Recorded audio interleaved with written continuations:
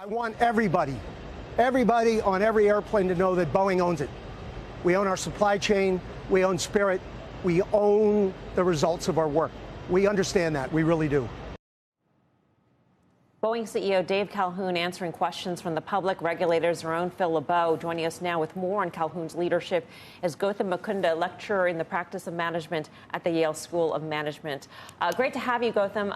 You know, it's been weeks now that this has been going on, and to me, this was the clearest sort of admission or ownership of this problem that Dave Calhoun has made.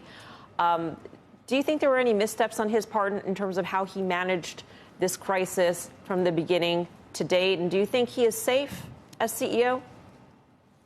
So that's definitely the right thing to say. But it's like, I think the most important thing to say is it hasn't been weeks for this crisis has been going on.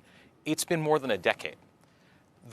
If we go, you can go back to the 787 where Boeing had battery fires that were a product of manufacturing problems. You can go back only a few years ago to the 737 MAX where you had 2 crashes because of Boeing mistakes. Boeing has been a company in crisis for more than a decade, and the last few weeks are just the last note in the symphony. So does that mean that you think he's not safe? That he has to own as CEO all of those crises in the past, even though he was the guy who was brought in to fix it? So he was brought in to fix it. And like I said, he's saying the right things, right? Like Boeing has to take ownership, and his predecessors did not take ownership of what they said and that kind of thing. But the problem is not something that you can fix with statements. The problem is that Boeing, for the last, generation since it merged with McDonnell Douglas, has been a company whose senior management has been operating under the delusion that its job was making numbers and not making planes. And what he really needs to do is reorient the culture of Boeing to be what it once was, what made it an iconic American company. He needs to make it committed to making great planes. And what I'd like to hear from him is what's his plan for doing that? Can I switch gears on you and ask you about this Musk pay package and the corporate governance issue and this judge's decision to effectively invalidate the pay package? What do you think about that? So let's step back and think about what the purpose of a corporate pay package is from the perspective of the board, right? For what they're trying to get is the maximum performance from their CEO at the minimum cost. That's their job. And of course, the CEO wants the maximum cost. Well, if you're from the perspective of this board, so we can just use rough numbers. Elon, when they awarded him the pay package, already owned about 20% of Tesla stock, and this would have given him about another 10%.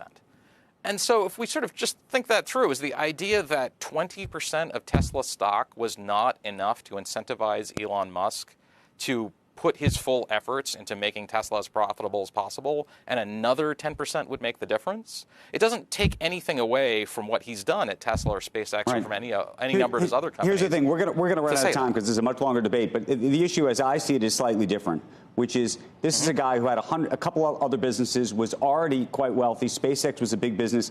He could have said to himself, you know what, I want to have somebody else be the CEO of this company, and I'm going to take a little bit of a step back. Not a huge step back. He would have still been incentivized. I'm not disagreeing with you. But if you wanted him in that seat at that time, because I reported on it in the moment, in real time, and that was a real issue. He was thinking, I want to go focus on this other stuff. At some point, if you're a board, you have to make, and by the way, had he not hit these numbers, there would be nobody was sitting around saying he was overpaid. Yeah, no, the numbers he hit are astonishing. No one's taking that away from him, right? But I'll just note that the model where Elon is not necessarily in the day-to-day operations, that in fact he has someone else that does that, works really well at SpaceX, where he has Gwynne Shotwell doing exactly that.